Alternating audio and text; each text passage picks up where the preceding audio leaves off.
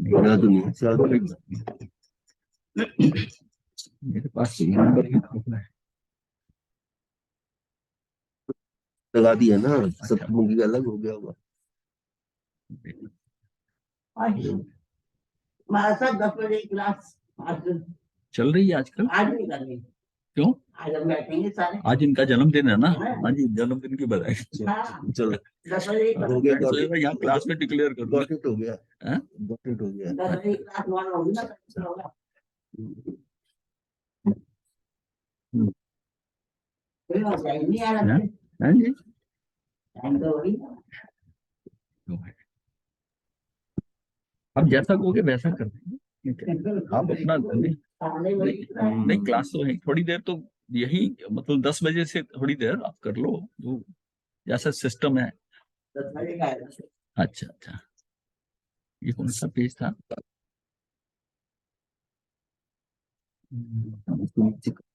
अरे हाँ, ठीक है ठीक है ठीक है, नहीं ठीक है, शुरू हो चुका ये है। हो गया था। वस्तुतः लौकिक रूप से ये वही विषय वही चल रहा है, मुक्ति की युक्तियां। युक्तियां वस्तुतः लौकिक रूप से कही जाने वाली ये बीमारी आदि भी परीक्षा के रूप में आती है। मतलब ये जो बीमारी, जो प्रॉब्लम आती है, वो भी लौकिक रूप से कहे जाए तो परीक्षा के रूप में आती है, जिसमें पर्यायगत कमजोरी, दृढ़ता आदि का भान होता है। अब मान लिया बीमारी आती तो हमें पता चलता है ना कि हम कहाँ कमजोर हैं, शरीर में कहाँ। तो ये पॉजिटिव थिंकिंग है। हमारी गलतियों का कारण हाँ, हमें आती है और फिर पता चलता है कि मेरे में कमजोरी कहाँ है, मैं कहाँ पकड़ में आता हूँ। तो संयोगों की अनित्यता, अशरणता, असारता आदि एवं आत्मा की नित्यता, शरणभूतता, सारपना आदि प्रत्यक्ष भाषित होता है। पर कोई रोग आत्मा में तो आता नहीं है, आत्मा में, और रोग तो शरीर पे आता है, और शरीर में भी कुछ क्या है कि उसकी अवस्था कुछ बदली है, व्यवस्था बदल गई है। आपके बाहर के जो पुद्गल ले रहे हो उसमें गड़बड़ कर दी है, या वो शरीर में गड़बड़ है, तो वो गड़बड़ सिर्फ वो निमित्त बनते हैं, एक्चुअली रोग तो उसमें पड़े हुए हैं। हाँ हाँ, तो वो बाहर में कोई पदार्थ इष्ट निष्ठ नहीं है, बाहर से कोई पदार्थ कोई इष्ट निष्ठ नहीं है, क्योंकि वही चीज, वही जो सब्जी बनी, वही दाल बनी, वही सबने खाई, और एक का था फूड पॉइजनिंग हो गई। प्रॉब्लम दाल में नहीं थी, और प्रॉब्लम अंदर थी। यहाँ तक है कि नेगेटिव अगर हमारे थॉट्स होते हैं ना, हाँ हाँ, तो वो तो है ही है। बनता है। हाँ उससे भी हाँ, उससे भी है। आप जैसा सोचकर कि वो आती है ना कि वो जहर खा लिया उन्होंने, तो खिचड़ी के अंदर चला गया था वो उसका सांप का, और 6 महीने बाद उसको जो बुढ़िया, हाँ, तो 6 महीने बाद असर कर गया। तो ये बाहर में कोई पदार्थ इष्ट अनिष्ट नहीं है। पापोदय होने पर मोहवश अनिष्ट एवं पुण्य उदय होने पर इष्ट भाषित होते हैं। तो वही औषधि भोजन आदि प्रतिकूल है और वही अनुकूल है। वही अनुकूल है, मित्र आदि भी उपेक्षा करते हैं और शत्रु एवं मध्यस्थ आदि भी सेवा करते हैं। मतलब कोई बाहर प्रतिकूल अनुकूल है ही नहीं है। मतलब वही व्यक्ति जो हमारा मित्र था वही दुश्मन बन गया, वही और वही सेवा। मतलब क्या प्रतिकूलता क्या है? मतलब कोई चीज बाहर से तो अनुकूल प्रतिकूल नहीं है, जो हम समझते ये इष्ट है मेरे लिए अनिष्ट है, उसका वो हमारे साथ हमारे कर्मों के अनुसार वो आके रिजल्ट देती है। मित्र भी धोखा दे जाता है, मित्र भी करता है, और शत्रु भी हेल्प कर जाता है किसी टाइम पर आके। तो ये सारा क्या है कि ये दृष्टि हमारी जो है ना, ये बाहर की दृष्टि, उसका कोई असर नहीं है। बाहर का तो मुझे वही चीज अच्छी लग रही है, दूसरे को नहीं लग रही है, तो उस वस्तु में तो खराबी नहीं है ना। दुकान पर कितनी वैरायटी होती है। ये बिल्कुल टीचर है ना, एक जो बच्चा जिनका फेल हो जाता है तो वो टीचर को आके ये कहते हैं आपने क्या पढ़ाया, आपने क्या पढ़ाया बच्चों को, हमारा बच्चा फेल हो गया। और उसमें कई बच्चे बहुत नंबर लेकर पास भी हुए, पास हुए हैं। तो ये सारी कमी कहाँ थी? हाँ, कमी तो उन बच्चों में थी ना, बच्चों की कमी दिखाई नहीं देती। अरे इनसे भी कड़े परीक्षक हैं इष्ट कहे जाने वाले संयोग, जिसमें धैर्य यानी संभाव रखना, अभिमान आदि न होना विशेष कठिन है। अब ये तो ना, ये तो बाहर की चीजें है, ये तो बाहर की चीजें है कि ये इष्ट है या अनिष्ट है। वो कहता है इससे भी बड़े एग्जामिनर है, इससे भी बड़े अरे इनसे भी बड़े परीक्षक हैं इष्ट कहे जाने वाले संयोग, जिसमें धैर्य यानी संभाव रखना, अभिमान आदि ना होना विशेष कठिन है। ये परीक्षा और ज्यादा है कि बाहर के इष्ट अनिष्ट से तो जो हो रहा है उससे तो कोई फर्क नहीं पड़ता, मतलब जो इष्ट कहे जाने वाले संयोग मिलते हैं ना, उसमें धैर्य रखना, संभाव रखना, अभिमान आदि का ना होना, ये विशेष कठिन है। ये भी एग्जामिनेशन है आपका कि वो सिचुएशन आएगी, उस सिचुएशन के हिसाब में अगर आपके अंदर संभाव नहीं रहा और उसको अभिमान आदि हो गया तो। परंतु वीतराग विज्ञान में दृष्टि के धारक, जिसमें वीतरागता है वो उसकी विज्ञान में दृष्टि के धारक ज्ञानी जनों को तो लोक का कण कण वैराग्य में दिखता है। उसमें जो खराबी है ना, उसमें भी वो अच्छाई ले लेगा। ये बात आती है कि उसको किस ढंग से लेता है। सम्यक दृष्टि को, उसका देखने का नजरिया जब बदलता है, जब हम कहते हैं इसकी दृष्टि सम्यक हुई, तो उसकी दृष्टि से वो चीजों को दूसरे ढंग से देखने लग जाता है। दूसरे ढंग से देखने जाता है। अपनी वही जो दृष्टि नहीं, उसकी दृष्टि जो है, मतलब उसकी दृष्टि बढ़ गई है, यानी जिसको हम कहते हैं angle of vision. Angle of vision बढ़ गया। पहले वो चीज समझ में नहीं आती थी, वो दिखाई नहीं देती थी। तो जैसे हमारी एक कोन होता है, उस कोन के अंदर जैसे एक चीज है, तो इस कोन में ऐसे है, वो चीज इसके बाहर की है, आपको समझ नहीं आएगी। और कुछ दिनों बाद ये दृष्टिकोण ऐसे हो गया, वो बीच में आ गई, इसके आपकी दृष्टि में आ रही, आपको समझ आ रही है। वो कहता है पहले नहीं समझ आई। फिर उसको जब बच्चे बड़े समझाते हैं, ऐसा करते हैं, तो एक्चुअल बड़े जो समझा रहे होते हैं उसका दृष्टिकोण को वाइड कर रहे होते हैं। जब वाइड करते हैं तो फिर उसको लगता है कि हाँ, जिस ये एंगल, क्योंकि उसने पहले अपनी दृष्टि को संकुचित किया हुआ था, यह संकुचित थी, तो उसके अंदर वो पॉइंट उसको समझ ही नहीं आता। तो इसका मतलब ये हुआ कि बाहर जो परीक्षाएं हो रही हैं, ये ये जो सुख दुख की, भोजन आदि की प्रतिकूल होना, इसने मेरी सेवा करी, इसने नहीं करी, ये तो बड़े छोटी चीजें हैं।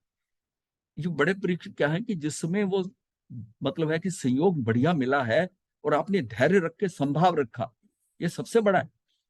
धैर्य रखा और अभिमान होने नहीं दिया अपने आप को, तो ये विशेष कठिन है। मतलब उतनी दृढ़ता, उतना मतलब अंदर मजबूती आ जाए कि वो होता भी रहे, ठीक है, कुछ नहीं है, इससे क्या होता, मेरा क्या होगा इससे, ये अगर प्रशंसा कर रहा है। हाँ। परंतु वीतराग विज्ञान में ही दृष्टि के धारक ज्ञानी जनों को तो लोक का कण कण वैराग्य में दिखता है। उनको तो एक जीव देखता है, कोई वृद्ध देखता है, बूढ़ा देखता है, तो उनको लगता है कि देखो कि कितना क्षणभंगुर जीवन है। बच्चे को देखता है तो वो लगता है कितना अबोध है ये, तो इसका कितना शुद्ध है, इसमें शुद्धता कितनी है, इसमें देखिए ये निर्भरता, मतलब उसकी विचारधारा वैसी चलती है। और जो ये ज्ञानियों ने सब लिखा है, ये उस विचारधारा के अनुसार लिखा है। उसी चीज को वो देख रहे थे, उन्होंने वो व्यू पॉइंट दिया, दूसरे ने अपना व्यू पॉइंट दिया। परंतु वीतराग विज्ञान में दृष्टि के धारक ज्ञानी जनों को तो लोक का कण कण वैराग्य में दिखता है। वीतरागता की प्रेरणा देता है। मोह राग द्वेष के निमित्त तो अज्ञानी के लिए कहे जाते हैं। ये जो राग द्वेष, मोह राग द्वेष का है कि ये सारा, ये तो किसके लिए, ये तो ये निमित्त जो है ये अज्ञानी के लिए कहे जाते हैं, क्योंकि उस स्वभाव विमुख तत्व मूड की पर्याय में उनके प्रति मोह आदि भाव उत्पन्न होते हैं। क्योंकि उस स्वभाव विमुख, स्वभाव मुख मतलब विभाव, विभाव में तत्व मूड की पर्याय का, उसमें उनके प्रति मोह आदि भाव रखना। जो बाहर पर्यांतर हो रहा है, जो चीजें बदल रही हैं, उसको देखकर वो उसके प्रति वो बदलते हैं। मतलब जितना भी परिवर्तन होता है ना, आज बहुत ठंड है, आज गर्मी, आज धूप ज्यादा है, ये सारी परिवर्तन जो हो रहे हैं बाहर में, उससे इसका मतलब वो कहीं ना कहीं विचलित हो रहा है, कहीं ना किसी विचलित हो रहा है, तभी उसको नोटिस करके दे रहा है। कुछ और भी लोग बैठे हैं उसका ध्यान नहीं करते कि आज क्या है, तो वो उसी समय जो चीजें की परिवर्तन हो रहा है, तो उसको नोटिस करके और फिर उसको वर्बलाइज करता है। एक आदमी होता है जो परिस्थिति है, ठीक है, एक व्यक्ति है जो न्यूज़पेपर पढ़ता है और जाकर न्यूज़पेपर ही डिस्कस करता है, एक आता है वो पढ़ के आया, अपना मस्त है। फर्क फर्क जानिए दोनों में, फर्क क्या है। हाँ, एक बताता करता है क्योंकि उसने जब उसको एब्जॉर्व किया ना, उसको लिया, तो रिएक्शंस के साथ लिया। एक ने सब जस्ट कि वो लिखा है पढ़ लिया, इसमें मैं क्या कर सकता हूँ। वो उसकी चर्चा करता है, उसमें उसके अंदर एनालिसिस करके चर्चा करता है लोगों की। पार्क में अगर बूढ़ों को देखो ना कभी, तो वो खबरें डिस्कस कर रहे होते आज भी। तो उसकी उसका उनका तबसरा, उनकी चर्चा उसकी उसी पे हो रही, जबकि उससे कुछ लेना देना नहीं। विकथा ही है ना, विकथा ही है। अब आप इसको ये दूसरे एंगल से ले लो, नहीं इससे ज्ञानवर्धक है, एक को पता चला वो दूसरों को बता रहा है, भाई ये सारा क्या है, इस ज्ञान से क्या मिलेगा? कुछ नहीं मिलेगा। अध्यात्म तो इसको क्रॉस करता है। ये आत्म चर्चा करना, ये तो मतलब जैसे आत्म चर्चा की बात अलग है। वैसे तो आत्म चर्चा भी करने की जरूरत नहीं है।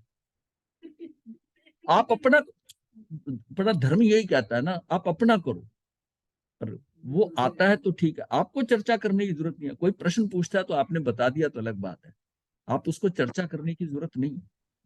मतलब ये जो सब हम कर रहे हैं ना, अगर मैं अपनी दृष्टि से देखूं तो ये भी गड़बड़ है। अभी इस समय वैसे तो विभाग में धर्म तो है ना, तुम तो ना विभाग में थोड़ा है। आप धर्म समझे क्या? धर्म किसको कहते हो? ये आत्म चर्चा करे तो विभाग में- ये ज्यादा से ज्यादा पुण्य बन जाएगा। वो भी तब बनेगा कि इसके ऊपर मैं ये सोचूं कि मैं अगर ये कह रहा हूं कि मैं करा रहा हूं, इसको मैं कर रहा हूं, तो पुण्य भी नहीं है।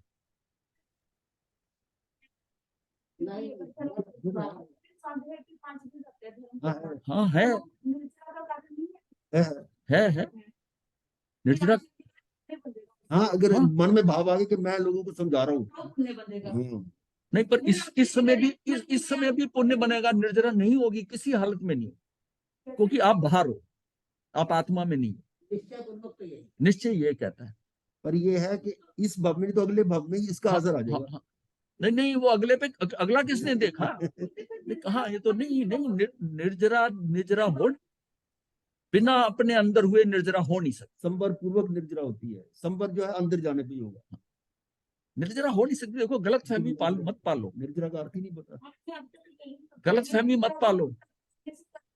नहीं वो नहीं, जो 10-15 मिनट के लिए आता है, हमारा 10-15 मिनट संबर करा दो, संबर में है वो, बातें भी कर रहा है, संवर सारी में चीज तब कर होगा रहा जब है, अंदर सिर्फ जाए। टिक के बैठा है 15 मिनट के लिए, उसका संवर हो गया। अब कितना, मतलब ये क्रियाओं को कितना हमने पकड़ कर और कितनी भ्रांतियां पाल ली, ये भ्रांतियां पाल ली हमने। मैं धर्मात्मा हूँ। हाँ। तो शायद चाहे द्रव्य की है, चाहे उससे निर्जरा नहीं हुई, हाँ, तो शायद कई बार ये लगता है आज दिन तक हमने चाहे बाकी क्रियाएं भी की हैं, तो ही हमारे आज यहाँ तक पहुंच पाए हैं। अब इस बात के क्रेडिट लेते रहो। जहाँ पहुंचना चाहिए था। जहां पहुंचने समय तो बीता ना, उस यहाँ तो हाँ, तो पर इतनी लॉन्ग टर्म प्लानिंग है तो ठीक है। हाँ? नहीं, ये तो अब जैसे हमारे को समझ आ रही है, मान लो कि अनजान व्यक्ति को अब नहीं, तुम उसको आप नहीं समझ आ रही। क्यों नहीं सोचते? उसको जब समझ में आनी तभी आनी है, आप क्या कर लोगे? किसी को समझाने से किसी के समझाने से उसका समय आएगा, तो वो चलता चलता भी कानों में शब्द पड़ गए रोहिणी चोर के, वो उसका कल्याण हो गया। उसने प्रवचन नहीं सुना था ना, उसका परिवर्तन होना था, कांटा चुभना था। नहीं, ये समझ आ रहा है तो फिर क्यों नहीं आ रहा? मतलब जिसने ज्ञान लेना है, ना चाहते हुए भी ज्ञान उसकी कान में घुस गया। नहीं, वो आप किसको क्या दे सकते हो? क्या दे सकते हो आप? मतलब ये नहीं, अभी आप निकले नहीं उसमें से, अभी निकले नहीं। आप किसी को कुछ दे नहीं सकते, एक द्रव्य दूसरे द्रव्य का कुछ कर नहीं सकता, मतलब सीधा उपादान है, हम निमित्त बन गए। आप किसी का कुछ नहीं कर सकते। उसका होता है, उसका निमित्त आप निमित्त बन जाते वो हो। उसका पुण्य होगा तो आपका निमित्त अपने आप बन जाएगा। वो आप खुद नहीं। रोनी चोर को समझो ना, उसको इंस्ट्रक्शन थी ना पिता की कि तूने महावीर कुछ नहीं सुनना, और उसको कैसे उसके कान के अंदर शब्द गए ये भी आपको पता है। और उन शब्दों ने कितना असर करा कि वो कभी काबू नहीं किसके आ रहा था, वो खुद आकर क्षमा मांग रहा है और दीक्षित हो रहा है। ये परिवर्तन किसी ने सिखाया उसको? उसके स्वयं के पुण्य वाले जब इसलिए करेंगे, वो क्षणिक उपादान तैयार हो गया उसका, तो वो क्षणिक उपादान के पुण्य कांटा निमित्त बना, कांटा निमित्त बना जो पुद्गल था। निर्जरा से कुछ नहीं होता। आप निर्जरा ही नहीं समझे, फिर अभी तक निर्जरा ही नहीं समझे हो। जिस समय में बंद होता है उस समय में निर्जरा नहीं, एक समय में यह बंद होगा या निर्जरा। अब हम यहाँ कर रहे हैं, हम ये बात कर रहे हैं, अच्छी बात है, डिस्कशन कर रहे हैं। आप भी अपने अपने मति ज्ञान के अनुसार इसको ग्रहण करो। ये जो प्रश्न उठ रहे हैं, अब सबके तो वैसे नहीं उठ रहे। इसका मति ज्ञान का, मेरा शिवम का, सबकी अपनी तारतम्यता है, उसके हिसाब से उसको रिसीव करेगा। उसमें कुछ पुरुषार्थ करके वो प्रश्न पूछ लेगा, एक है वो चुपचाप बैठा रहेगा, तो उसका वैसे का वैसे ही रह जाएगा। ये तो अच्छी बात है कि अगर अंदर डाउट आए तो ये नहीं कि उसको दबा देना, ये नहीं मेरा मतलब पूछने, वो उसको पूछ रहा है और उसको समझ रहा है और फिर उसको ग्रहण करे, फिर उसको ग्रहण करे, तब जाकर होता है। कि अभी तक ये है कि हम ये समझिए निर्जरा कब होती है, निर्जरा तब होती है जब मैं आत्मा में हूं, मैं अंदर हूं। और संवर भी तभी होता है, संवर पूर्वक निर्जरा होती है जब आप आत्मा में हो। आप तो सारे बांध लगा दिए, मतलब 100% संवर कहाँ होगा, फिर निर्जरा कहाँ होगा। कुछ भी करो, अगर हम भावपूर्वक करेंगे तो निर्जरा। क्रिया क्रिया है तो कर्म है, अपने कर्मों से बचना, पुण्य पाप की बात नहीं कर रहा ये है, जो सेंटेंस बोल रहे हैं संवर पूर्वक ही निर्जरा होती निर्जरा है, होती और कोई ऑप्शन ही नहीं और है। ऑप्शन ही नहीं है। भाई आपकी थोड़ी सी भी लीकेज हो रही है कहीं पर, संवर का मतलब है आपका बांध पूरा नहीं लगा और पानी अंदर आ रहा है, कम आ रहा है या ज्यादा आ रहा है, निर्जरा नहीं है, निर्जरा नहीं है, कम बढ़ती की बात नहीं है। टूटी खुली ही है। मतलब ये आप ये समझना है कि निर्जरा मेरी कहाँ होगी। टूटी तो बंद कर ली, लेकिन टपक रही है, वो रिस रही है, तो इसलिए निर्जरा। निर्जरा नहीं होगी, निर्जरा नहीं होगी। सिर्फ ये होगा कि आपके कर्म कम या ज्यादा बढ़ेंगे। क्लियर हो गया ना। ये सिद्धांत समझना है नीचे कि हम निर्जरा किसको कह रहे हैं। वो जो 12 तप है वो भी निर्जरा के स्थान है, तप सा, तप से नहीं है, तप सा निर्जरा। वो निर्जरा के स्थान है। इनसे नहीं कि इनके करने से निर्जरा हो ही जाती है, ऐसी ये बहुत गलत भ्रांति पाली हुई है हमने। मैंने तेला कर लिया, ये तेला करने से तेला में निर्जरा भी हो सकती है, पर वो स्थिति आई क्या, वो जब ध्यान में जाओगे। हाँ वो ये नहीं है कि उसको हम कटते, हम कहते हैं निर्जरा का स्थान है, पर निर्जरा हो गई है ऐसी बात नहीं है, नहीं है। धीरे धीरे फूल फूल पड़ने का स्थान है, लेकिन निर्जरा है या नहीं। हाँ वो स्थान पे आ गए, अब पढ़ाई करनी है, टीचर होगा तो वह वो स्थान पे आपको आ गए, तो आपने 12 तपों में आप उस स्थान पे आ गए, स्थान पे आ गए। लेकिन वो आपको वो लाभ हुआ कि नहीं हुआ वो तो अलग बात है। हाँ हाँ बोला, हाँ ये बात बड़ी पक्की तरह समझनी पड़ेगी कि परंतु वीतराग विज्ञान में देखिए, ध्यान इधर करो फिर आपको समझ नहीं आएगी बात, फिर ध्यान इधर उधर नहीं है। वो 10 बजे के बाद जो करना है ना वो अभी इसको रहने दो। मैं सब समझता हूँ इस बात, ऐसी नहीं है मेरा ध्यान इधर भी होता है, नहीं उसमें फिर ना आपका प्रश्न वो अंदर जाएगा नहीं आएगा। परंतु वीतराग विज्ञान में दृष्टि के धारक ज्ञानी जन, नॉर्मली मैं कहता नहीं हूँ जो कुछ कर रहे होते हैं, लेकिन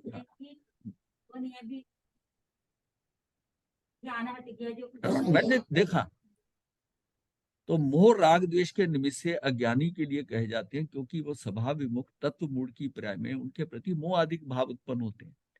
यानी कि जैसा है कि इस लोक में कण कण में वो तो ज्ञानी जो है वो तो उसमें भी वैराग्य देखता है। अब वैराग्य कैसे नजर आता है कि ये बूढ़ा आदमी जा रहा है, ये शव यात्रा जा रही है, वो ज्ञानी थे ना तो उन्होंने अपने उसको बोला ना रथवान को कि भाई ये क्या है, अब नहीं समझ आएगी, लेकिन वो देखा और उसी से डिसीजन ले लिया बौद्ध ने। ये ऐसा कि मतलब ये सारा ऐसे चेंज होता है, और जब चेंज होता है तो फिर कैसे अंदर छू गया उसके, ये तो जो कुछ भी होता है क्या फर्क पड़ता है, क्योंकि उस स्वभाव विमुख तत्व मूढ़ता की जब पर्याय में प्रति मोह आदि भाव उत्पन्न होते हैं, जब वस्तु का स्वाद ही राग आदि शून्य हो। अब वस्तु का स्वाद ही राग आदि शून्य हो, तब वस्तु स्वरूप का यथार्थ दृष्टिवान ज्ञानी को वो राग द्वेष के कारण कैसे बन सकते, जब आपको उसमें स्वाद ही नहीं है, जब उस वस्तु का स्वाद ही नहीं है आपको, तो फिर आपका, जब हम ये सोचते हैं इसने मेरा भला किया, आपको राग आएगा ही आएगा उसके प्रति, इसने मेरा बुरा किया, आपको द्वेष आएगा ही। अब आप अगर ये आपके मन में भाव है कि ना मुझे ये भला कर सकता है ना मेरा बुरा कर सकता है, ये कुछ नहीं मेरा कर सकता, अब बताइए ये इतना अंदर भाव पक्का हो फिर कैसे राग आए। ये वस्तु का स्वाद का मतलब उसमें जो सारा मतलब उसका स्वाद जो है ना वो राग आदि शून्य है, मतलब राग आदि नहीं है वस्तु में, वो तो है। स्वभाव से ज्यादा स्वाद अच्छा बढ़ा है, मतलब उसके अंदर अब जिस वस्तु खा रहे हैं। हाँ, उसका स्वाद है ना, आपको लगता है कि मुझे इस तरह बड़ा अच्छा लगेगा, अच्छा लगेगा, और वो वैसा करता है, वो वैसा करता है, तो मुझे लगता है कि ये मेरा मित्र है, ये मेरा अच्छा कर रहा है, अच्छा कर रहा है। अगर आपको उस वस्तु में मतलब स्वाद ही नहीं है कि अच्छा हो बुरा हो, ये मिल गया, अनुकूलता प्रतिकूलता का भाव ही नहीं है, तो फिर आपका कैसे आएगा राग, कैसे आएगा? नहीं आएगा। तो ये मतलब वस्तु में राग आदि नहीं है, वस्तु वस्तु के उससे स्वाद उसको में। उस स्वाद मतलब जब उसका स्वाद ही नहीं आपको पता, स्वाद ही नहीं पता, तो उससे राग आदि क्या शून्य, स्वाद ही नहीं। आपके निष्ठांत में मैं होना हम्म तो ना नहीं, आप नहीं समझ रहे जो बात। आप खा रहे हैं हाँ। उसमें राग आदि है क्या? नहीं नहीं, छोड़ो तो। वही चीज है मतलब। नहीं, वस्तु का स्वाद ही राग आदि शून्य है। चाहिए। उसमें मुझे, इसमें नमक तेज होना चाहिए था, इसमें मिर्च तेज होनी चाहिए थी, यहाँ से समझ कुछ मतलब मुझे उसमें स्वाद का डिसीजन ही नहीं है, डिसीजन नहीं है, और शून्य है। तब वस्तु के यथार्थ दृष्टिवान ज्ञानी को राग द्वेष के कारण कैसे बन सकते? आपको जो आपने खीर खाई हुई है, जैसी पहले खाई हुई है, और फिर खीर आपको मिली है, और उसमें मान लिया चीनी कम है, आपको कैसे मालूम हुआ कि इसमें चीनी कम है? पहले वाली जो खाई हुई है उससे ये कम है। वो स्वाद पड़ा हुआ है, और ये इसलिए ये कम है या ज्यादा है, ये आ रहा है ना। अगर आपने वो जब पहली बार खाई थी और जैसी भी खिलाई थी बनी हुई, पहली बार कोई चीज खाते हैं, आप समझते हैं उसका यही चीज है, ऐसी स्वाद है। अब जब डिफरेंस स्वाद की आए तो आपको वेरिएशन आएगा, वेरिएशन। अब उसका स्वाद ही नहीं है मेरे पास, स्वाद ही नहीं रखा आपने। इसका मतलब है कि जिसमें खाई थी उसमें कितना तन में होके खाई, कितना उसमें तन में होकर खाई, कितने आनंद पूर्वक खाई, उसके स्वाद को कितना ग्रहण करा, आनंद किया, उतना ही वो स्ट्रांग पड़ा हुआ है स्वाद। इतना बारीक स्वाद पड़ा हुआ है कि इसमें इलायची थोड़ी कम डली है। खीर के अंदर इलायची होती तो और स्वाद आता इलायची, और कभी इलायची वाली खाई नहीं तो इलायची का ध्यान क्यों आएगा? नहीं वो है ठीक है, आप यहाँ जो आ रहा है ना, ये है रस, रस है ना, स्वाद, ये खट्टा मीठा। उस खट्टा मीठे में राग आदि तो नहीं है ना, उसके खाने से मुझे राग आदि कैसे हो जाएगा? हाँ, वो मतलब है। हाँ, मतलब उसको मैं इसलिए स्वाद की मतलब अब जो ना जो रस। इंद्री का स्वाद है, रसे से जल्दी समझता आदमी समझता है कोई खाने। हाँ, रस। हाँ, राग का ये है। का मतलब ये नहीं, आप शब्दों में ही मत उलझो, मतलब ये समझो कि वो कहना, उसका भाव अर्थ क्या है समझाने का, कि तुम वेरिएशन जो आ रहा है ना, एज इट इज ले लो ना। मतलब वो खाई थी वो ठीक थी, ये खाई थी ये ठीक थी, इसलिए भगवान ने कहा ना, जब अंदर इसको सांप की तरह निगल लो। उसका मतलब क्यों कहा निगल लो? आप उसको चबा चबा के रस लेते हुए उसमें आनंद से ले रहे हो। देखिए, योग साधना ये कहती है कि उस पर जो खा रहे हो उस पर पूरा ध्यान रखो, आंखें बंद करके चबाओ, पूरा आनंद लेते हुए खाए, पूरा चबा चबा के खाओ, ये कहते हैं। और भगवान ने हमें भगवान महावीर ने क्या बताया? इसको निगल लो। जैसे सांप निगलता है, इसको मतलब निगलना, सांप जैसे निगलता है वैसे निगल लो। अब वैसे निगलने का मतलब ये है कि कच्चा वगैरह वैसे ही नहीं निगल लो, मतलब उसके साथ ना आप इसमें ये है ये है ये नहीं है, कुछ नहीं, कुछ नहीं, उस तरह का निगलना शुरू होगा। तो इसका मतलब बाहर से परिस्थितियां जो आ रही है, जैसी आ रही हैं, उसके अंदर आप ना ये ऊपर नीचे नहीं करो, ये ऐसी ये ऐसी। हाँ, और यहाँ इसकी एफिशिएंसी मानी जाती है, जो हमने पुराने जीवन में देखा है ना, तो हम हल्का सा इधर से इधर होते थे ना, बर्दाश्त नहीं होता था, इसलिए कि हमने जो काम किया उसमें क्वालिटी, पैकिंग कैसे की है, बुक पे कवर कैसा चढ़ाया, हैंडराइटिंग कैसी है, कैसे लिखा है, सारा जजमेंट सारा होता था कि ये व्यक्ति ड्राफ्ट लेके आया, इसने जल्दी जल्दी लिखा है या सोच समझ के लिखा है, उसका हैंडराइटिंग कैसा है। अभी तो भाव पढ़े ही नहीं है, उसका लेटर देख के पता चल जाता है कि इसने, और हम कह देते थे तू जल्दी से लिखा, घसीट मार के लाया, उसके लिखने से पता चलता था उसकी हैंडराइटिंग ऐसे ऐसे ऐसे लिखा हुआ है, जैसे डॉक्टर लिखते हैं प्रिस्क्रिप्शन पे। तो उसकी बात, अब एक ने बड़ा सहज से लिखा है ना, इसका मतलब सोच सोच के लिखा है, उसके पत्र को सोच सोच के, उसको उसको बिना पढ़े कहते हैं इसको दोबारा से लिख के ला, सही ढंग, तो दोबारा से लिख के लाता। मैं देखा कि वो भौतिकता में तो बड़ा अच्छा लगता था, लेकिन जब धर्म से जुड़े तो हमने देखा तो सारा गड़बड़ वाला था, और हमें उसमें से निकलने में समय लगा बड़ा, इतना, मतलब मैं अपनी बात कर रहा हूँ, इतना क्रिटिकलिटी थी कि ऐसे से ऐसे होना चाहिए, ऐसे क्यों नहीं। मतलब जब फैक्ट्री में भी घूम रहे तो एक निगाह के अंदर ये व्यक्ति खड़ा कैसे है, क्या है, इसको क्या प्रॉब्लम है, ऐसे क्यों कर रहा है, आनंद से काम कर रहा है कि बिना आनंद के कर रहा है, बुझा बुझा काम कर रहा है कि नहीं कर रहा। फिर उसको बुला के पूछा कि तू बुझा बुझा गया, फिर अपने घर की प्रॉब्लम बता। इसका मतलब ये इतना बुझा हुआ काम कर रहा है तो ये क्वालिटी क्या बनाएगा, ये प्रोडक्ट किस क्वालिटी का बनाएगा। और जिस जो बुझा बुझा दे रहा है, ये जो सामान बना रहा है, ये जब जिसके पास जाएगा, इसका इस्तेमाल करेगा, उसको भी आनंद नहीं आएगा, वो भी बुझा बुझा रहे। तो हमारी कंपनी प्रोग्रेस कैसे करेगी अगर सारे वर्कर आनंद में काम बना रहे हैं, खुशी से बना रहे हैं, दिल लगा के बना रहे हैं। वो जहां जाता है वो माल, फिर दुकानदार को भी आनंद आएगा बेचने में, जिसके घर गया उसने इस्तेमाल करी उसको भी आनंद आ रहा है। किन भावों से बना है, हालांकि पौद्गलिक है, पर भाव भाव किस भावों से दिया जा रहा है। जैसे आहार है, बिल्कुल बना हुआ है आहार है, पक गया, ये भी तो क्या है, उसमें चेतन तो नहीं है ना। पर फिर क्यों कहा कि सिर्फ उसने किस भावों से दिया। तो ये धर्म की बात हमने वहां यूज करके देखी और हमने बहुत तरक्की की। इस बात तरक्की की कि हमने देखा कि माल उनके फटाफट बिक जाते थे। क्यों, उसमें गलतियां कम होती थी, उसमें त्रुटियां कम होती थी। तो ये चीज हमने देखा ना कि हम किस लेवल पर सोचते हैं। जितना भी हम पढ़ रहे हैं अहोभाव से पढ़ रहे हैं, खा रहे हैं तो कैसे खा रहे हैं, इस बेस से। अब ये बात थी। अब बात आई धर्म की, और धर्म कहता है कि तुम इतने क्रिटिकल पढ़ने में तुम देखो ही ना, तुम तो अनदेखा करते जाओ। इसमें इसने ऐसे पहना है, ऐसे करा है, ऐसे खड़ा है, ये करा है, तुम्हें देखने की जरूरत क्या, तुम्हारा समय, तुम अपने में रहो। अब धर्म बिल्कुल ही उल्टा बना, उस चीजों को अपने अंदर से निकालने के लिए समय लग गया और अभी पूरी तरह निकली नहीं है। मतलब अभी आपकी जो बात हो रही थी, मुझे ये रिएक्शन नहीं आना चाहिए था। नहीं नहीं नहीं, मैं अध्यात्म की बात कर रहा हूं, समझो इस बात को। हाँ, मुझे नहीं आना चाहिए था। क्यों आया, मैंने इसको विघन क्यों समझा, यही चूक हो गई, वहीं फेल हो गया। ज्यादातर कोई बोलता है, शोर में जाता, मैं ध्यान नहीं करता। आज आज ऐसी पर्याय थी इस काल में मुझे।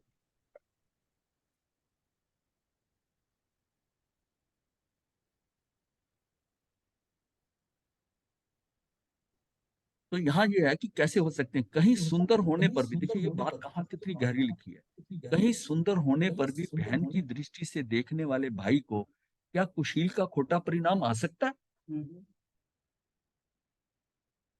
स्वाद की बात आप करें ना, कि मतलब कहीं सुंदर होने पर भी बहन बहुत सुंदर है, उस दृष्टि से भाई जो देख रहा है, क्या उसको कुशील का खोटा आ सकता है, नहीं आएगा। क्योंकि वो दूसरी को देखेगा तो हाँ हाँ, आएगा। ये बात समझाई जा रही है। मलिन पीप, पीप मतलब पीक पड़ जाती है जो खून के अंदर आदि होने पर सेवा भावी डॉक्टर को क्या गलानी आती है। नहीं, डॉक्टर लोग कितने वो उसको कर रहा है, वो तो कहेगा कि इसको मैं ज्यादा से ज्यादा निकाल दूं, इसको साफ कर दूं, इससे बोलते। और बदबू भी आ रही है उसको, स्मेल भी आ रही है, पर जो सेवा भावी डॉक्टर उसको नहीं आना है। दोनों चीजें बता दी हैं, दोनों लाइनें जो है उसको मतलब हाँ, 50 दोनों राग और द्वेष दोनों है कि बहन की दृष्टि से देखते हुए भाई को कभी वो विचार आएगा ही नहीं, आएगा नहीं, क्योंकि वो धारा में पड़ा हुआ कि बहन है ऐसी, ये मेरा मरीज है, ये डॉक्टर के पड़ा हुआ, तो उसको डॉक्टर को गलानी नहीं होगी। जो अगर डॉक्टर जब खुला क्या है इसमें इतनी पीता है क्या, बाहर बाहर बाहर, वो डॉक्टर नहीं है, वो डॉक्टर नहीं। अगर उसको ये आ रहा है कि बाहर बाहर, इसको बाहर ले जाओ ऐसा। हे जीव, कुटुंबी आदि जनों का तुमसे कुछ संबंध नहीं है, ना तुम्हारा उनसे कुछ ऐसा लोक संबंधी प्रयोजन है। ये तो अपने स्वार्थ हेतु तुम्हारे से प्रेम प्रदर्शित करते हैं, किंतु तुम अपने आत्महित में मस्त हो जाओ। ये लोग शरीर में तन में हो रहे हैं, इसलिए शरीर ही के समान जड़ बुद्धि है। तुम चैतन्य हो, इनसे अलग हो, इसलिए राग द्वेष का धागा तोड़कर अपना आत्मबल प्रकट करो और सुखी हो जाओ। मतलब इन्होंने धूर्तों की टोली नहीं कहा, पर घुमा के वही सारी बात कर दी है कि मतलब वो सारे स्वार्थ के कारण आपको प्रिय लग रहे हैं, उनका स्वार्थ आपके साथ है, जो आपके साथ बिहेवियर कर रहे हैं, सब कुछ कर रहे हैं, वो उसके स्वार्थ के हित हो रहा है। और जहां उनका आत्महित नजर आया, लेकिन आपको अगर अपना आत्मा का ख्याल है तो देखना चाहिए कि ये सब गलत कर रहे हैं। और ये जो कर्तव्य वगैरह, मेरा उत्तरदायित्व है, मेरा कर्तव्य, ये हमने अपने मोह के कारण बांधे हैं। किसने आपको उत्तरदायित्व दिया है? आपने खुद लिया है। और उत्तरदायित्व किसका है? कि अपने ही राग से आ रहा है, वो भी कम बढ़ती हो जाता है राग के कारण। भाई जब तक उस व्यक्ति को माँ से बड़ा, एक बालक को माँ से, बेटे को माँ से बहुत प्यार है, पर वो प्यार उतना ही मतलब रहता है हमेशा। देखिए जैसी उसकी शादी होती है ना, अब माँ की तरफ से घट रहा है और पत्नी की तरफ से बढ़ रहा है, तो इसको प्रैक्टिकल समझना है। अब जो माँ ये समझती है कि ये परिवर्तन हो रहा है, वो कोई प्रॉब्लम नहीं होती। और जिसको ये लगता है कि इसकी शादी होने से मेरा बेटा बदल गया, और उसका ताना वो बहू को दे या बेटे को करे, तो गड़बड़ है। ये रियलिटी को समझा नहीं कि उसके पास उतना ही कोटा है, अब उसमें दो लेने वाले आ गए, फिर उसके बाद उसकी संतान हो गई, अब पत्नी का शेर भी कम हो गया, संतान के साथ आ गया। सबको अपने अपने शेर को समझना है कि परिस्थितियां बदल रही हैं, ये खराब नहीं हो रहा, इसका माल डिवाइड हो रहा है, डिवाइड हो रहा है। बस इतनी सी प्रैक्टिकल चीज समझ लो, सब कुछ शांति है, बिल्कुल।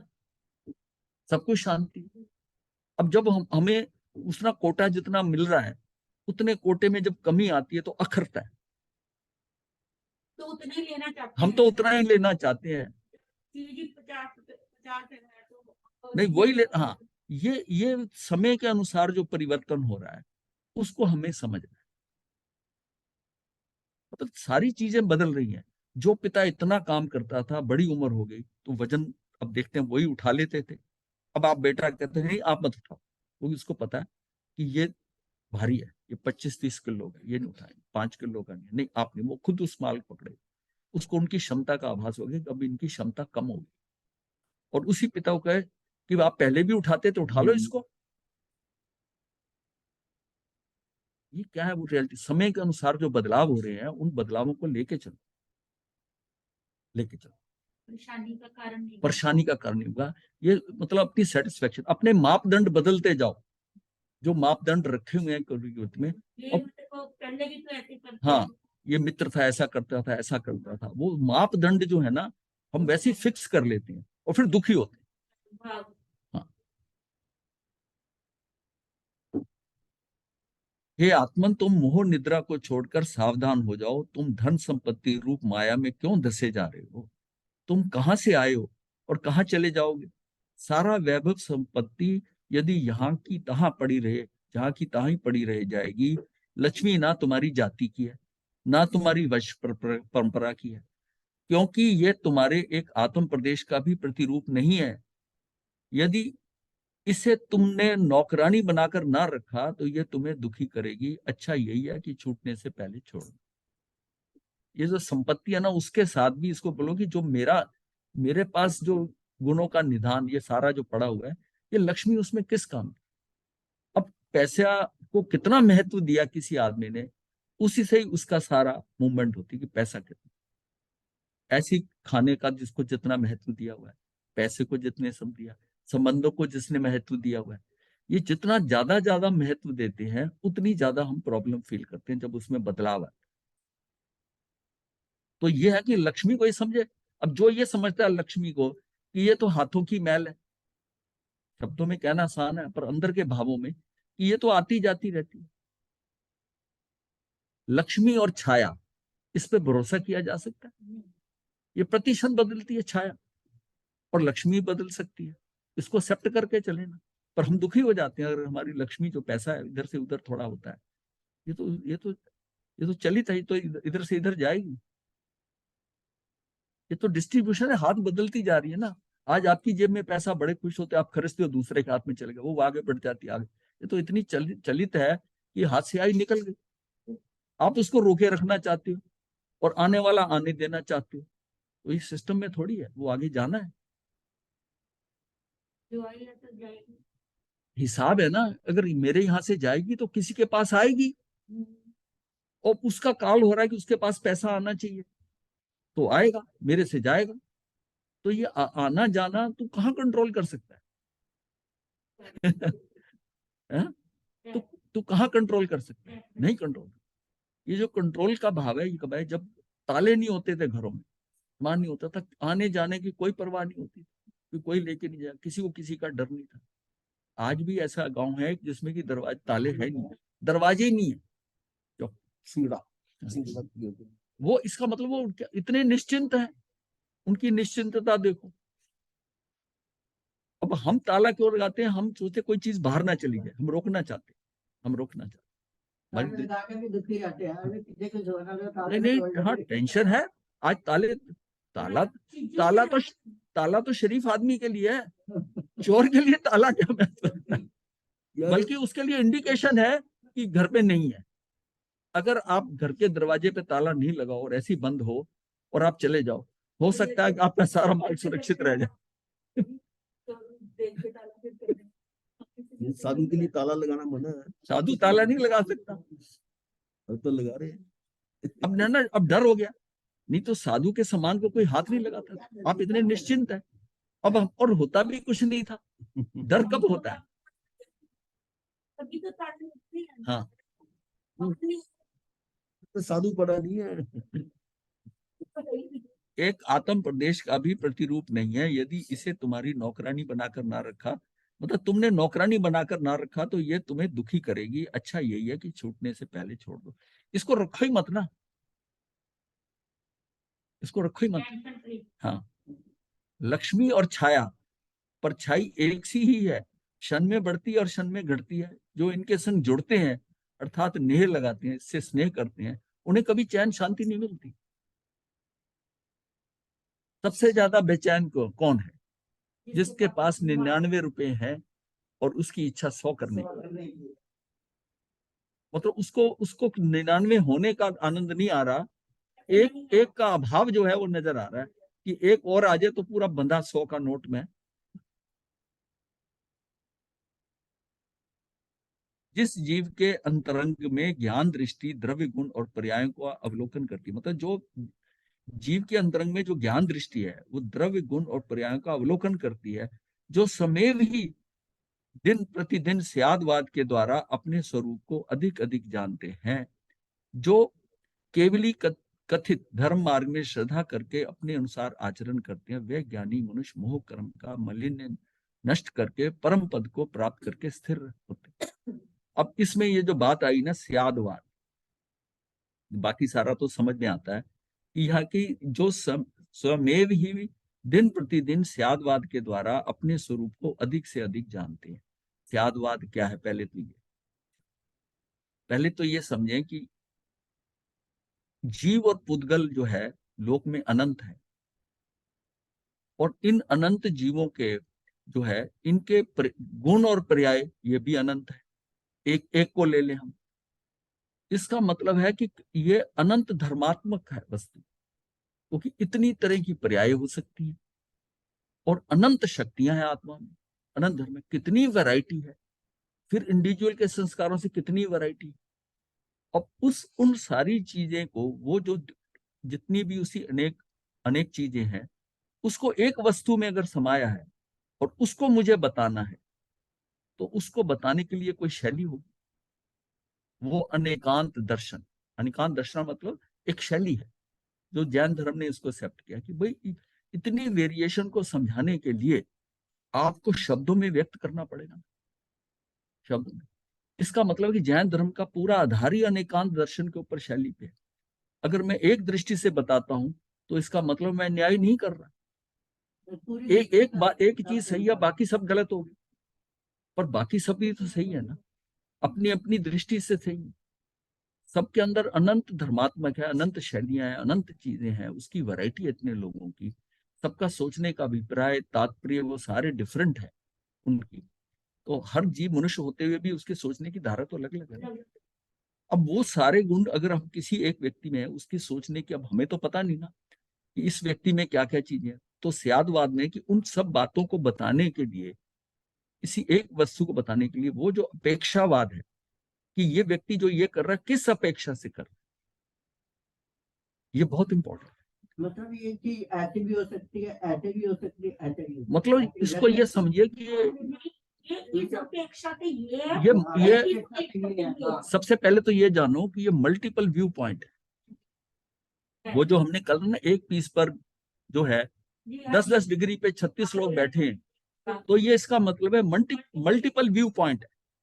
अब वो मल्टीपल व्यू पॉइंट ही यही अनेकांत दर्शन है, ये दर्शन यही है।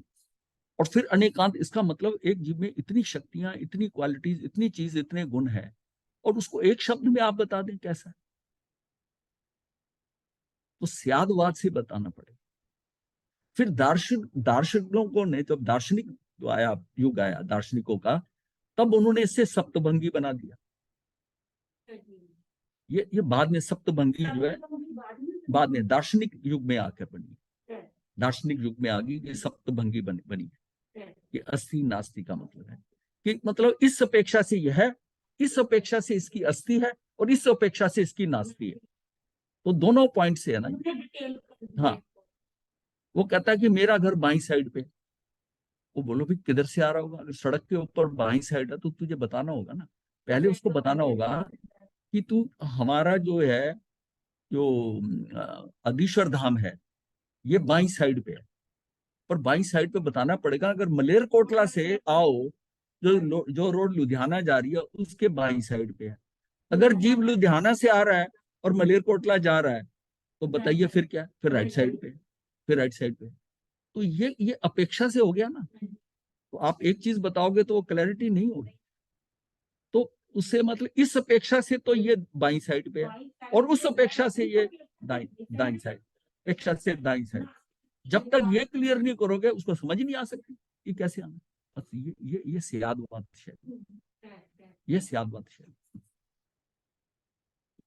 वो इसको समझने के लिए ना, प्रतिदिन मतलब अपनी आत्मा को भी, अब ये यहाँ पर ऐसा वातावरण इसमें बना से है। आ जाओ, इसमें हाँ, है।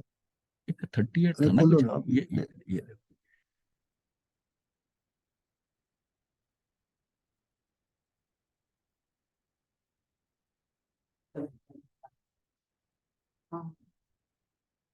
सात कोट से ज्यादा कोट कर नहीं सकते। इसमें नहीं है, इसमें है। इसमें तो पता है, वो कागज पे लिखा था ना नंबर। ये स्यादवाद का शब्द है। स्यादवाद क्या है? स्याद अर्थ है किसी अपेक्षा से, और वाद का अर्थ है कथन करना। किसी अपेक्षा से कथन करने का नाम स्यादवाद है। अनेकांत में वस्तु को, अर्थात अनंत धर्मात्मक वस्तु, अनंत धर्म तो अनंत शक्ति, अनंत गुण है उसके अंदर, और इतनी पर्याय है, इतनी हर समय की पर्याय अलग है। वस्तु को किसी ना किसी अपेक्षा से कहने की शैली, पद्धति को स्यादवाद कहते हैं।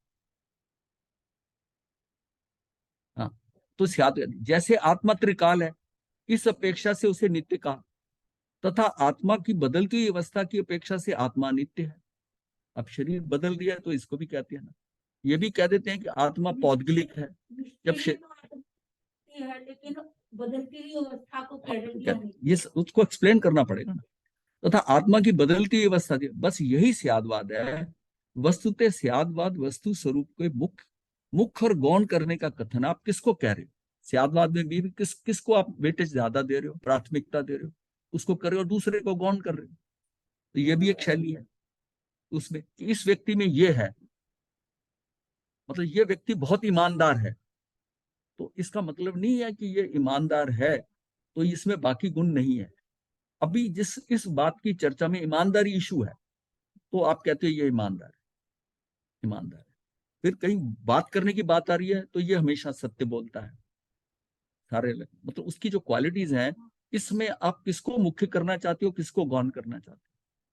उस किसी व्यक्ति के बारे में ये तो नहीं कहते ना, ये है, ये है, ये है, ऐसा है, ऐसा है, ऐसा नहीं है, ऐसा नहीं है।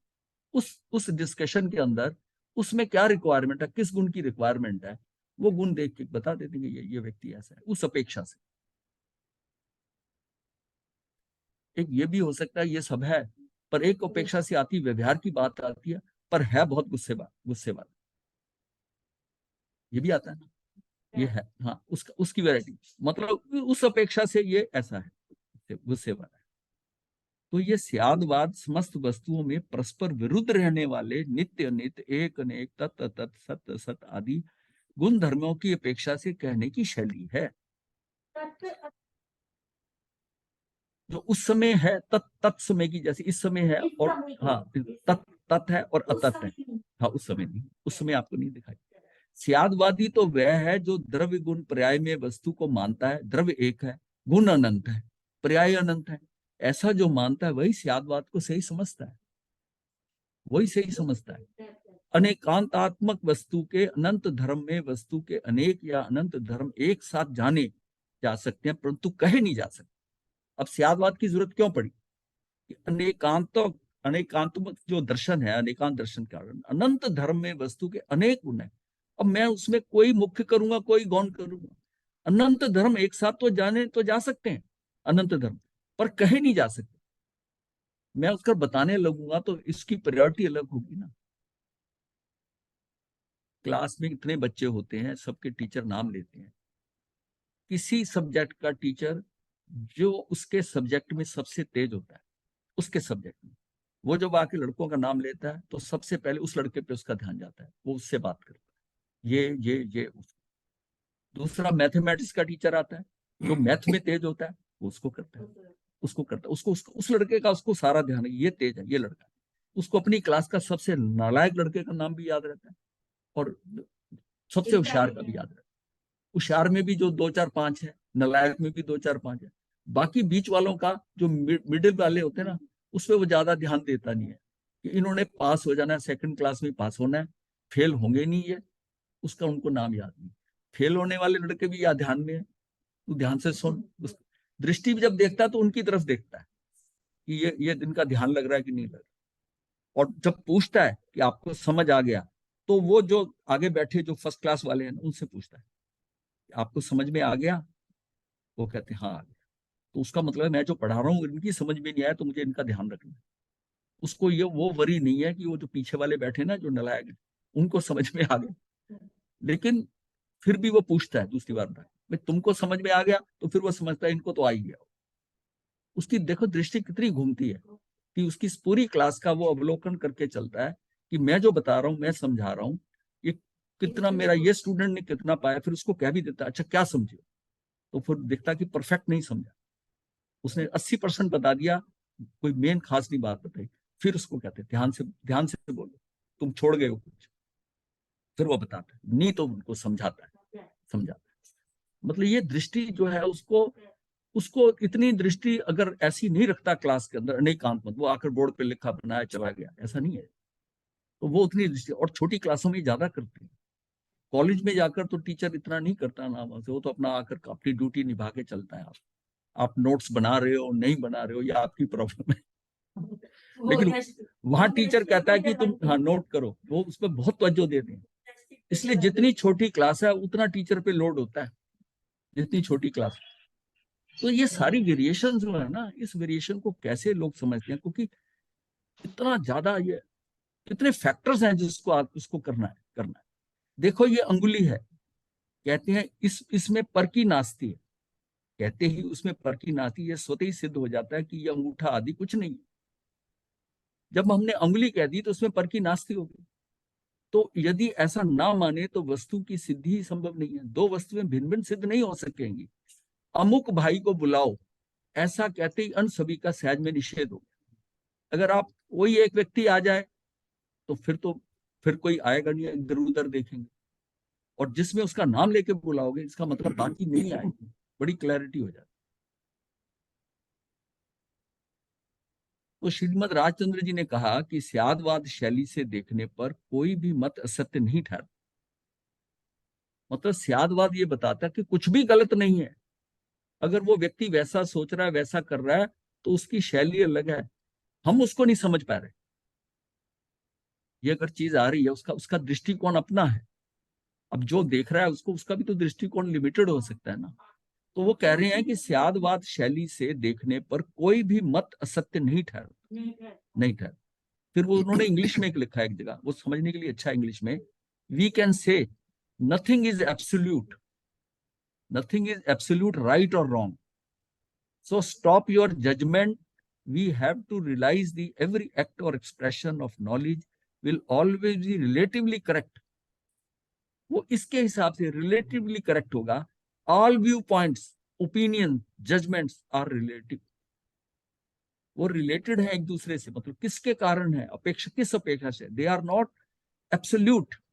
And whenever we say or try to prove it to contrary, इसका उल्टा हम प्रूव करना के चाहे, violence will occur. Violence occurs. ये बहुत शॉर्ट में इंग्लिश में इतनी अच्छी शब्दावली दिया है, हैं?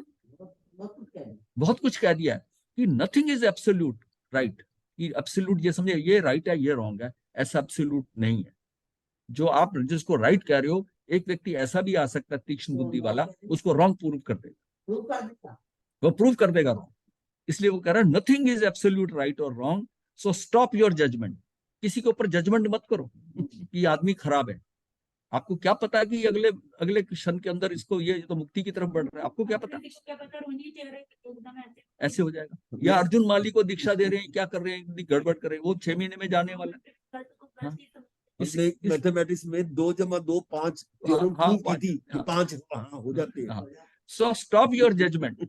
आप किसी को जज कैसे कर सकते हो? आप अपने आप को ही नहीं जज कर सकते. आप दूसरे को जब उसके किस व्यू पॉइंट से कह रहा है, कैसे कह रहा है, और वो किस ढंग से कह रहा है, उसको जज मत करो कि तू गलत है कि तू सही. We have to realize that every act, every expression of knowledge will always be relatively correct. अब अकबर को बीरबल की बात पहले फर्स्ट पॉइंट पे गलत नजर आती थी, ये बीरबल क्या बोल रहा है, और बीरबल हमेशा उसको प्रूव कर देता था कि महाराज आप गलत हो, ये मैंने इसलिए कहा था. फर्स्ट में उसको समझ नहीं आती, लेकिन उसको सिर्फ वो क्यों रहता था, उसको दंड नहीं देता, उसको पता था कि ये फजूल में बात नहीं करता बीरबल. इसने ये बात मेरी काटी है, मेरी बात कहा तो इसमें कुछ होगा. तो वो कहता था कि टाइम देता हूं तुझे, 2 दिन 4 दिन 5 दिन, मुझे प्रूव करके बताओ. उसने ये नहीं कहा कि तुम गलत कह रहे हो, और फिर बीरबल उसको प्रूव कराता था किसी ढंग से. उसको ये अपना व्यू पॉइंट है ना, किस ढंग से है.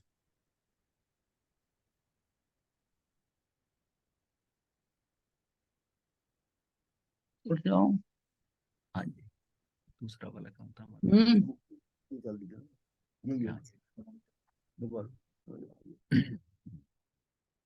तो हमारा चल रहा था यहाँ,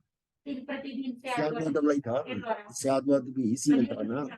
ये वाला. हाँ, ये यहाँ पर थे. कथित धर्म मार्ग में श्रद्धा करके उसके अनुसार आचरण करते हैं वे ज्ञानी मनुष्य मोह कर्म का मालिन्य नष्ट करके परम पद को प्राप्त करके स्थिर हो. मैंने पूर्व काल में अपना स्वरूप ग्रहण नहीं किया, पर पदार्थों को अपना माना, परम समाधि में लीन नहीं हुआ, भोगों का भोक्ता बनकर कर्मों का जनक हुआ, मोह राग द्वेष के मल से मलिन रहा. ऐसी विभाव परिणति में ममत्व भाव रखा, अर्थात विभाव परिणति को आत्म परिणति समझा. उसके फल से यह दशा हुई और संसार भ्रमण होता रहा. ये मतलब आज तक की स्थिति है, ये आज तक ये होता है. अब ज्ञानोदय से क्रियाओं से विरक्त होने का प्रयास जारी है.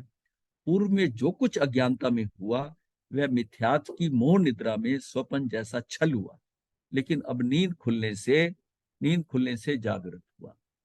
हम ये सोचे कि अब जो कुछ हो गया सो हो गया. अब ज्ञान उदय से क्रियाओं से विरक्त होने का प्रयास जारी, इसको में हमारा प्रयास जारी हुआ. पूर्व में जो कुछ अज्ञानता में हुआ वह मिथ्यात्व की मोह निद्रा में स्वप्न जैसा. अब मोह निद्रा में स्वप्न जैसा है, स्वप्न में तो छल ही होता है, उसका कोई रियलिटी तो होती नहीं. लेकिन अब नींद खुलने से जागृत हुआ. धन्य है वह सर्वज्ञ परमात्मा जो सकल ज्ञेयों के ज्ञान की निर्मल पर्याय में झलकने पर ही निर्विकल्प निजानंद में ही लीन है. वो सर्वज्ञ परमात्मा क्या, धन्य है वे सर्वज्ञ परमात्मा जो सकल ज्ञेयों का ज्ञान. हम तो कह रहे हैं कि ये देखो ये ना देखो, उनके सकल ज्ञेयों का ज्ञान का निर्मल पर्याय में झलकने पर भी निर्विकल्प निजानंद में लीन है. तब क्या तुम इन थोड़े से संयोगों के ज्ञान में आने पर उनका उदासीन दृष्टा नहीं रह सकते? भगवान तो सब कुछ जानते हैं तो भी वो. हाँ, कि वो इतने सकल ज्ञेयों के ज्ञान की निर्मल पर्याय में, मतलब वो निर्विकल्प निजानंद में सब कुछ देख रहे हैं लोक में जो हो रहा है, और उसके बावजूद वो निजानंद में लीन है. तब क्या तुम थोड़े से संयोगों के ज्ञान से, थोड़े से संयोग कितने का है, उसके मुकाबले में कुछ भी नहीं है। थोड़े से संयोगों के ज्ञान में आने पर उनका उदासीन दृष्टा नहीं रह सकते। पर देखो जान, उदासीन दृष्टा हो, धिक्कार है। इस मोहमयी दुष्ट प्रवृत्ति को शीघ्र ही स्वभाव के आश्रय से निर्मम को हो इसका परिहार करो। मतलब निर्मम हो इसका परिहार करो शीघ्र ही स्वभाव के आश्रय से, अपने स्वभाव के अंदर की ये सारा गलती है, कचरा है सारा, मुझे क्या देखना है, ये दुष्ट प्रवृत्ति है। इसी को देखकर हम कहते हैं ये ऐसा है, ये ऐसा है, ऐसा है। हम हमेशा एग्जामिनर बने रहते हैं, ये निकलता ही नहीं है, ये निकलती नहीं है। बड़ी मुश्किल, मैं बता रहा हूँ ना, ये निकलने में बड़ी दिक्कत हो रही है। इतनी बार वो कर चुके हैं, अपने अपने ओपिनियन दे दे के ऐसा होना चाहिए, ऐसा होना चाहिए। हाँ, ये सारे रिएक्शन जो है ना, ये प्रॉब्लम कर रहे हैं रिएक्शन। चेकिंग करनी चाहिए, वो करते हैं। कछुए के अंग संकोचन की भांति अपने उपयोग को अपने में समेटे, यही कल्याण का सुगम मार्ग है।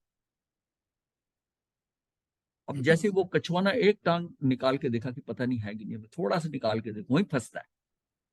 अगर वो संकुचित होकर पड़ा रहे तो क्या दिक्कत है, उसको बाहर जाने की इच्छा हो रही है, फंसता इसीलिए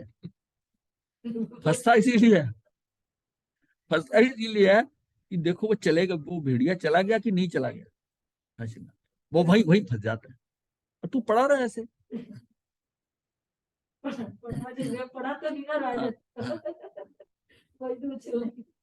मतलब इतना स्ट्रांग है कछुआ इतना स्ट्रांग है कि उसके ऊपर से ट्रक भी निकल जाए कुछ नहीं होता। और इतना कमजोर है कि अगर उलट जाए तो सीधा नहीं हो सकता। महाराज जी, जब कछुआ जो है जो वो टर्टल जिसे कहते हैं, वो कछुआ जो है वो मतलब है कि इतना ऊपर से उसका शेल जो है इतना भारी और इतना स्ट्रांग उसको मिला है कि वो उसके अंदर जो है वो भी उसको ऊपर से आपने प्रहार करो कुछ नहीं होगा उसको, वो बिल्कुल सेफ है। वो अपनी दोनों चारों पैर, दोनों हाथ, दोनों पैर, दोनों चारों को अंदर ले लेता है, गर्दन को अंदर को मोड़ लेता है और वो उसके ऊपर से कुछ कर लो। हाँ, वो ऐसा। और वही अगर पलट जाए तो उसमें इतनी शक्ति नहीं है कि वो सीधा हो जाए, वो खत्म हो जाए। ये कई बार छोटे छोटे मकोड़े कीड़े वगैरह होते हैं ना, जैसे ये भंवरे जैसे उल्टा हो जाए तो सीधा नहीं हो जाता उनसे। वो अलग बात है, वो तो वैसे इसमें बताया जाए कितना शक्तिवान है कि अगर वो सीधा रहता है तो उस सीधा रहने के अंदर उसको जो है उसको कोई उसका बाल बांका नहीं कर सकता। तू सीधी, हाँ हाँ, अगर तू सीधी रह, स्वभाव में रह, तो तेरा कुछ भी नहीं हो सकता। और तूने जैसी पलटी मारी, अब क्या। और जो जानवर उसको खाते भी है ना बेटिया, वो उसको नीचे की उधर से खाते, वो शैल तो कोई खा ही नहीं सकता, शैल तो खाते नहीं। जितने भेड़िया, श्रृंगार, ये जो भी श्रृंगाल है, वो सारे जो है उसको कोशिश उनकी ये होती है इसको पलट दे, उल्टा कर दे। वो खेल ही सारा होता है, वो सारा कुछ छुपा के अपने को सीधा करके रखकर एकदम चिपक जाता है, अपना बचाव करता है। लेकिन अगर उलट जाए तो समझो क्या, उलटने के बाद सीधा नहीं, भूखा मर जाएगा। इसलिए ये भी कहा जाता है कि अगर कछुआ उल्टा पड़ा हो तो उसको सीधा कर, किसी ढंग से उसको ना सीधा कर, खुद सीधा नहीं हो सकता। ये देखिए ना, सीधा होना मतलब इतनी शक्ति, एक साइड पे इतनी शक्ति है और एक साइड पे इतनी कमजोरी है। हाँ हाँ, जैसे गिर जाने वाला यदि समझदार हो तो तुरंत शक्ति समेटकर उठ खड़ा हो धूल झाड़ देता है। अब गिर जाने वाला समझदार होना चाहिए ना, वो तुरंत शक्ति समेट, गिरा है ना उसी समय खड़ा हो जाएगा, झाड़े करने, नहीं मुझे कुछ नहीं हुआ, क्योंकि उसे वह दशा शर्मनाक लगती है। जबकि अज्ञानी बालक वहीं पड़ा हुआ रोता रहता है कि कोई मुझे रोता हुआ गिरा हुआ देख ले, फिर मुझे उठाए। वो अज्ञानी है, वो अज्ञानी बालक जो है ना वो, और अच्छा उसको कोई नजर ना आए ना तो ज्यादा नहीं रोता, और उसको कोई नजर आ जाए, खासकर माता ही नजर आ जाए ना तो और जोर जोर से रोने लगे, तो पड़ा हुआ रोता रहता है। उसी प्रकार परकी और विकल्प हो जाने पर ज्ञानी तो तुरंत निज शक्ति को समेटकर स्वरूप में खड़ा हो, मतलब उसी प्रकार पर की और विकल्प हो जाने पर हमारी दृष्टि पर पे गई, कुछ देखा ऐसा, तुरंत अपनी निज शक्ति को समेटकर स्वरूप में खड़ा हो जाता, अपनी आत्मा में स्थिर हो जाता, तथा भेद ज्ञान से उन विकल्पों की धूल झाड़ देता है। भेद ज्ञान से उसको कुछ नहीं हुआ मुझे, झाड़ देता है। जबकि अज्ञानी वहां रोता है, संकलेश करता है, दुखी होता है। यही तो हो गया, सोचा था आज खत्म हो जाएगा।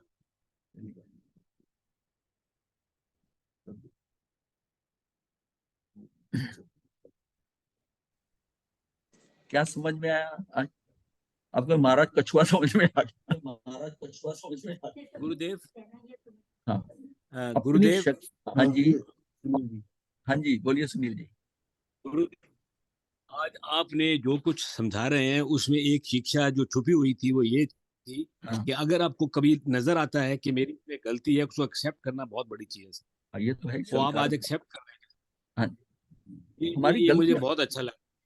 ये छुपा हुआ जो चीज है ना बीच में जो आपने कह दी, बहुत बढ़िया थी। तो ये मतलब हम हमारी समझ में आ जाए, समझ में आ जाए। आप बड़ी तीक्ष्ण, मतलब प्राणों से सुन रहे हैं, कानों से नहीं सुन रहे, प्राणों से सुन रहे हैं। वही वही ग्रास्प करेगा जो प्राणों से सुने। ये शब्द है, खाली शब्द है, और उसका विवेचन भी सीमा तक ही हो सकता है, लेकिन उसमें समझना ये है कि शक्ति कहाँ है। जो बहुत शक्तिवान में, उसमें कहीं ना कहीं पुराने लोग कहा करते थे कि ये व्यक्ति ऐसा है, ऐसा, इसका हम कुछ नहीं बाल बाल करते। तो राजा कहा करते थे, इसकी कमजोरी ढूंढ के लाओ, इसकी कमजोरी ढूंढ के लाओ, ये कहाँ कमजोर है। दूसरे राजा से लड़ाई करनी, वो समझाता है कि जी उनके पास इतनी सेना है, वो इतना स्ट्रांग है, सुबह एक्सरसाइज करता है, ये है, उसको तो मुकाबला ऐसा करना मुश्किल है, और हमारे लिए तो बहुत मुश्किल होगा लड़ना। कहता मुझे उसकी खूबियां मत बताओ, उसकी शक्तियां मत बताओ, मुझे उसकी कमजोरी बताओ, और ये ढूंढ के वहां पर उस राजा से पता करो कि इसकी कमजोरी क्या है। और अच्छा राजा वही होता था, ये भौतिकता मतलब दुनियादारी की बात है, अच्छा राजा वही होता था अपने पड़ोसियों की कमजोरियां उसको सब पता होती, अपनी कमजोरियां पता होगी तो फिर अपने उनकी कमजोरियां पता होती थी, उसके काउंटर लेके चलता था कि इसकी ये कमजोरी है, इसका ये हल है, और अपनी कमजोरियों के हल ढूंढ लेता। वो कभी मार नहीं खाता, वो कभी मार नहीं खाता था कि उसको कमजोरी। हमें अपनी कमजोरी पता होनी चाहिए। इसमें अध्यात्म में दूसरों का खेल तो है नहीं, अपना है। मेरी कमजोरी क्या है, वो जो हम संज्ञाओं की बात कर रहे हैं ना, ये मेरी कमजोरियां हैं, मेरी कमजोरी। मेरी कमजोरियां। उसमें आपने देखना है कि मेरी कौन सी संज्ञा कमजोर है, उसका मैं हल कैसे करूं। और ये जीवन जो मनुष्य का है ना, ये कमजोरियां निकालने के लिए है।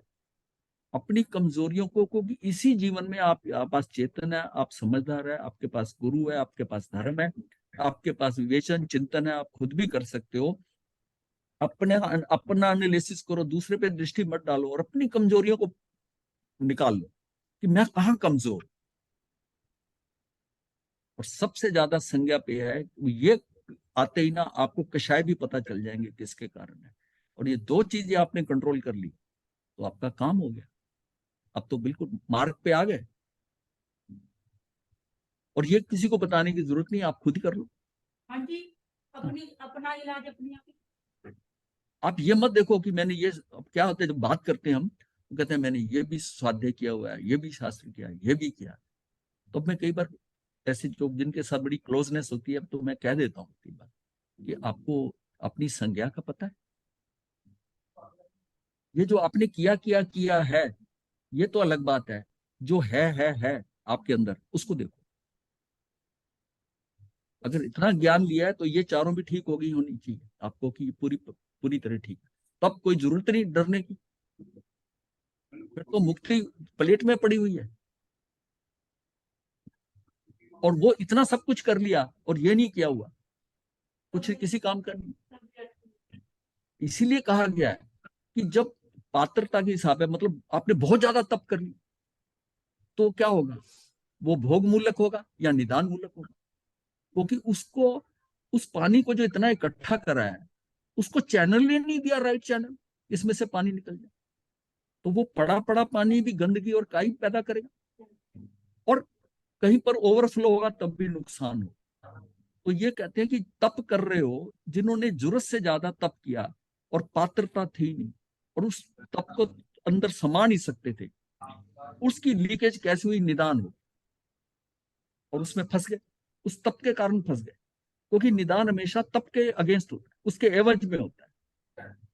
तप नहीं करते तो निदान नहीं है, तप करा है तो उसके एवज में माल है, करने का फल है ना। आपके क्रेडिट कार्ड में इतना तप का है तो उसका निदान हो। तो ये सारी चीज मतलब उसको हमें इसको कंट्रोल करना आना चाहिए।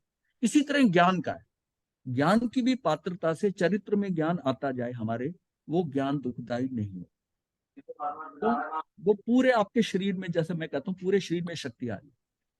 एक ऊपर के माले में ज्ञान आ रहा है, ऊपरी बुद्धि के साथ में मैंने ये याद कर लिया, मैंने ये याद कर लिया, उसके अंदर उसको देखो।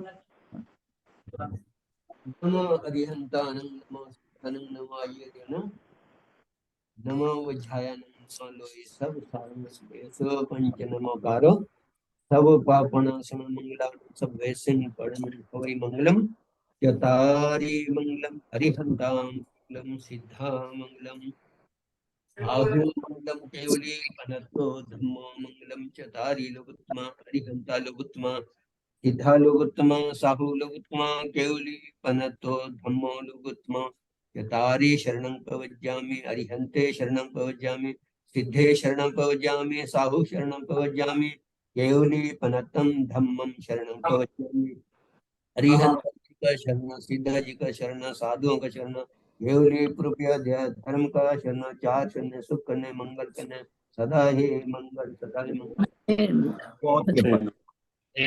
थे